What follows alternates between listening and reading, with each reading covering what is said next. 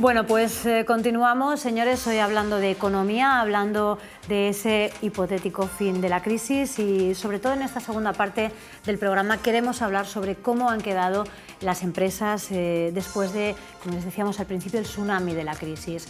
Les contábamos y les decíamos algo que hemos ido viendo a lo largo de estos años, empresas que han desaparecido, empresas de nueva creación y empresas que se han mantenido, que han aguantado el bache y que además lo han hecho con nota.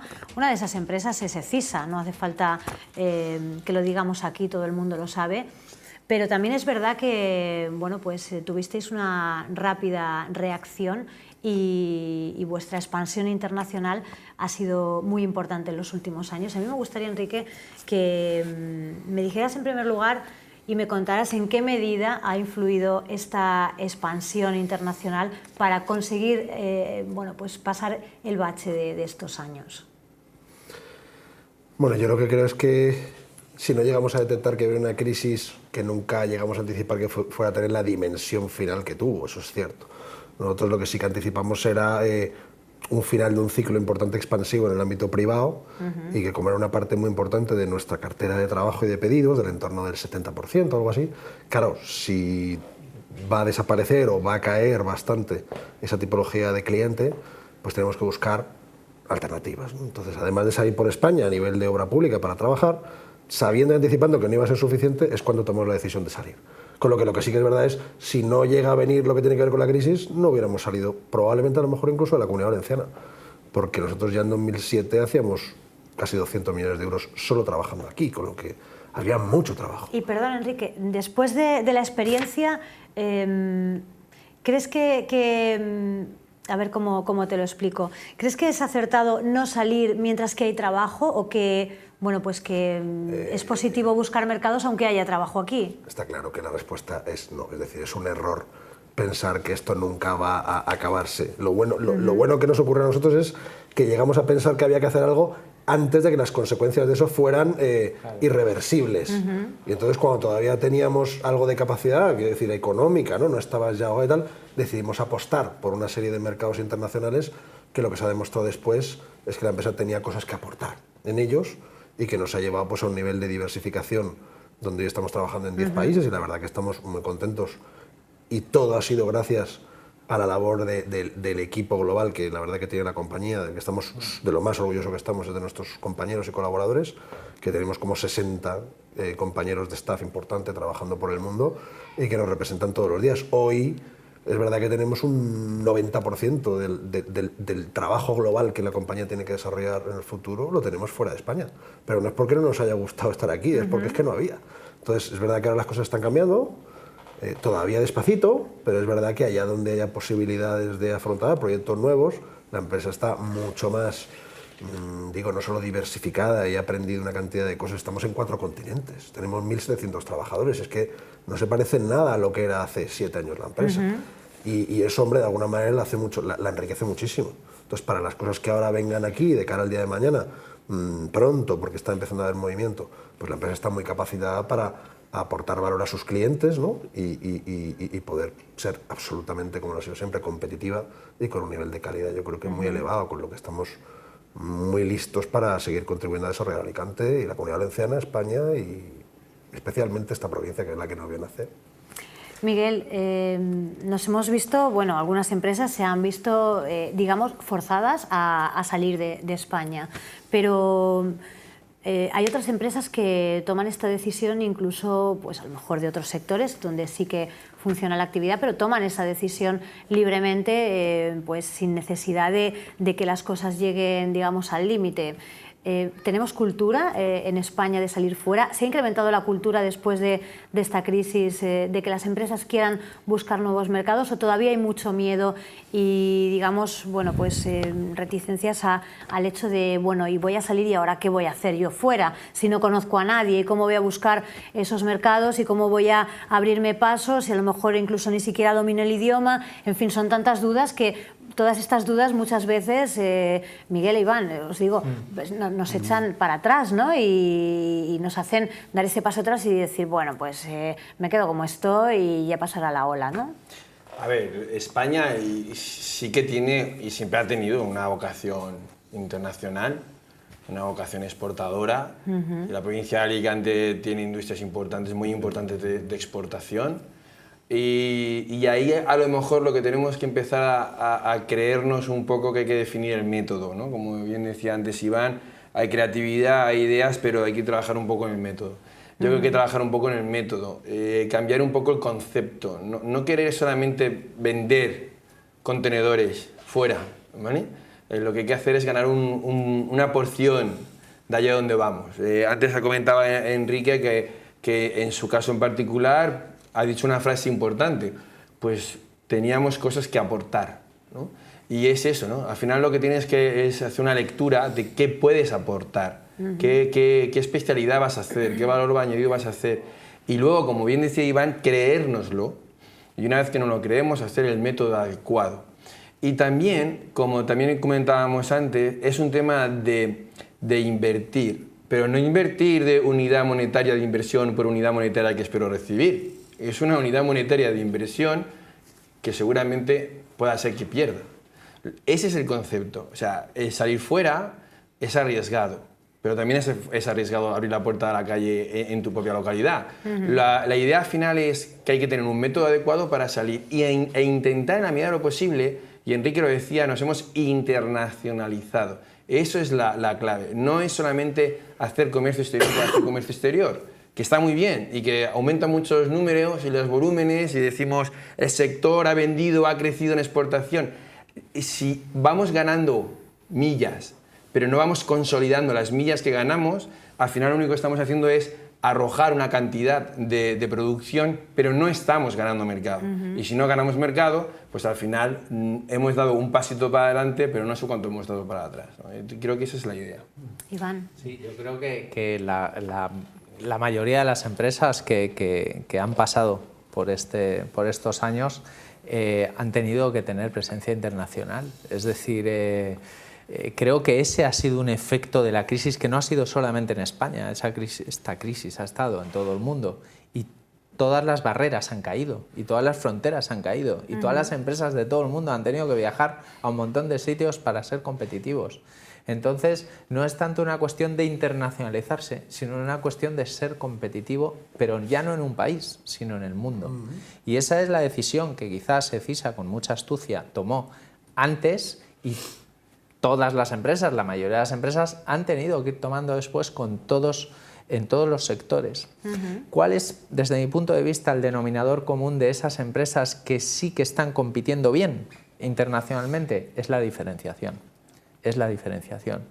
Ese pasar del precio que en su época estuvo en España, porque en esa época y en esta provincia hemos tenido sectores manufactureros a los que no les podemos dar ninguna lección, ni nadie puede venir a darles ninguna lección de qué es coger una maleta e irse a vender fuera.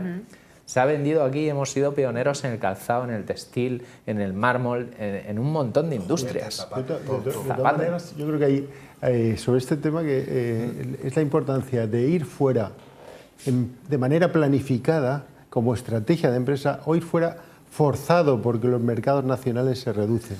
Y yo creo que en esa diferencia están los que han mantenido, los que se han superado la crisis, los que siguen trabajando y tendrán proyección, y aquellos que se han visto obligados porque se han dado cuenta que el mercado interior se había cerrado, es decir, que no tenían vocación exportadora, pero les ha nacido por la fuerza de la situación, por los hechos, por la supervivencia. Entonces yo, frente a esas dos situaciones, siempre hay que optar por la planificación, por lo que decía antes David, por la planificación. Es decir, vamos a trazar estrategias, vamos a sentarnos. O sea, yo creo que ahora es el momento de los técnicos, el momento de los proyectos, el momento del estudio y del análisis previo. Yo creo que lecciones de la crisis que nos tiene que dar es una de esas, es esta, que las cosas no tengamos que hacerlas a la fuerza, buscar financiación fuera, sino tener proyectos sólidos, bien construidos, con un fundamento, analizados bien.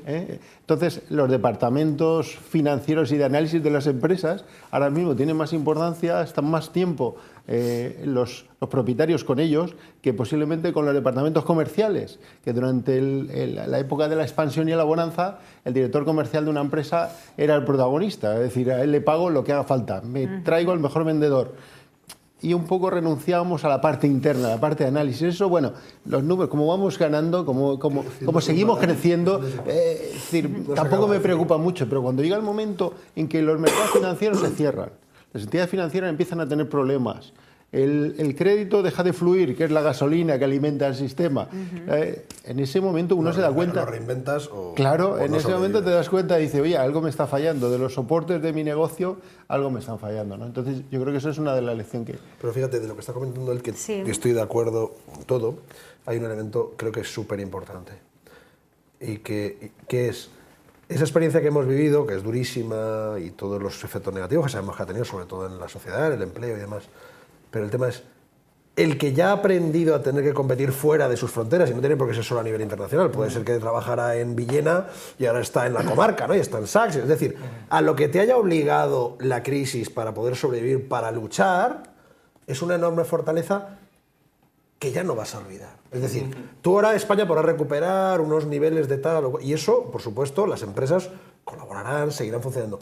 Pero lo raro será que las empresas que han logrado sobrevivir y de alguna manera fortalecerse, ¿no? Derivado de la crisis que se ha vivido, y que ahora compiten por el mundo y que están tal, no dejarán de estar en los mercados que les aportan valor, a pesar de que España se recupere. Por lo tanto, hay una cosa que es verdad que eso ya no se va a perder, ¿vale? Salvo que haya empresas que no están en países que desgraciadamente han tenido una experiencia negativa y digan, en cuanto esto mejore, cierro el país que sea, no voy a decir ninguno, X, ¿vale? Porque depende de los sectores y tal, las experiencias. Pero lo que es verdad es que el know-how, lo que se ha aprendido derivado de tener que coger la maleta tantas empresas, o multiplicar lo que ya hacían otras y en vez de tener una, tener a 7 haciendo lo mismo por distintos mercados. Es decir, a lo mejor es incentivarlo, ¿no? Multiplicarlo por mucho. Todo eso viene para quedarse. Y al final lo que hace es que las compañías compiten globalmente y por lo tanto tienen una mejora en valor añadido importante. Y eso es una consecuencia, creo, muy buena, de la que en el futuro las compañías y las empresas sacarán mucho rendimiento.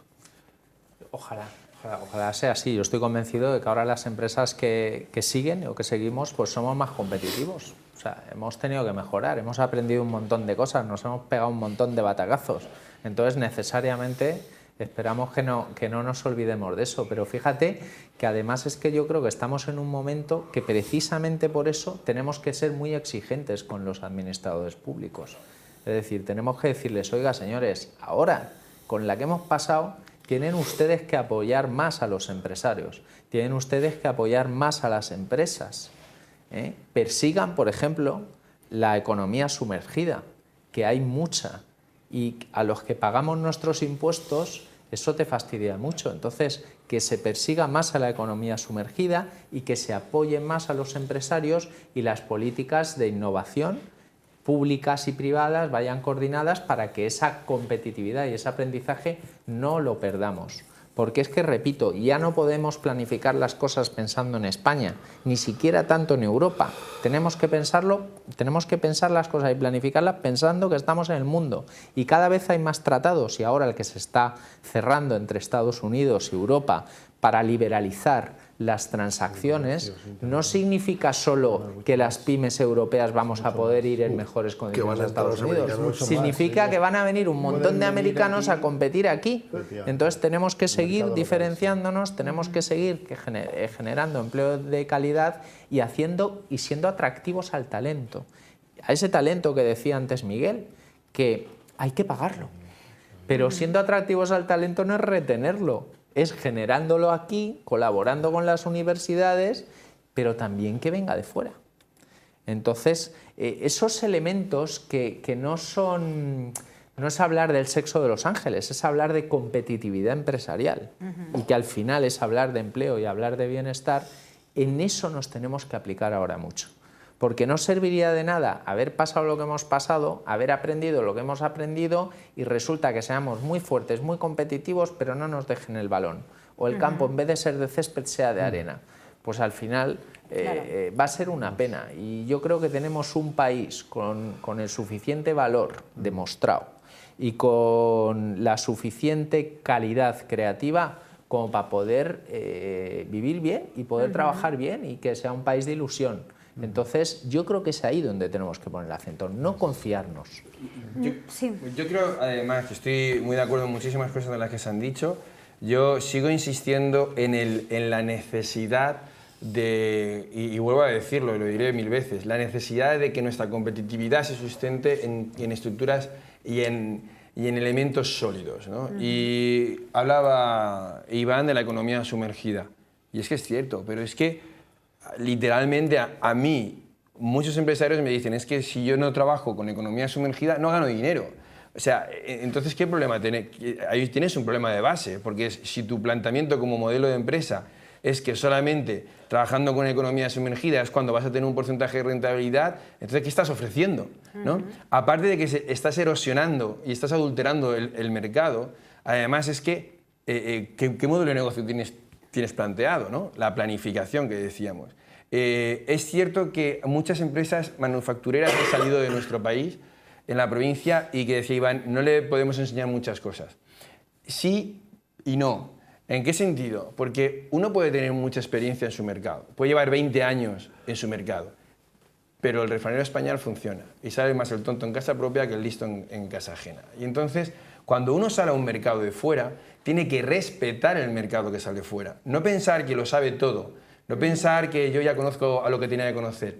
Llegas y tu experiencia en ese mercado es cero. Con lo cual lo que tienes que hacer es toda tu experiencia que tienes vital, integrarla con ese mercado donde vas y tienes que unirla. Porque por mucho que seas muy bueno como empresa y como producto, si no juegas las reglas del juego y la cultura allí, te vuelves.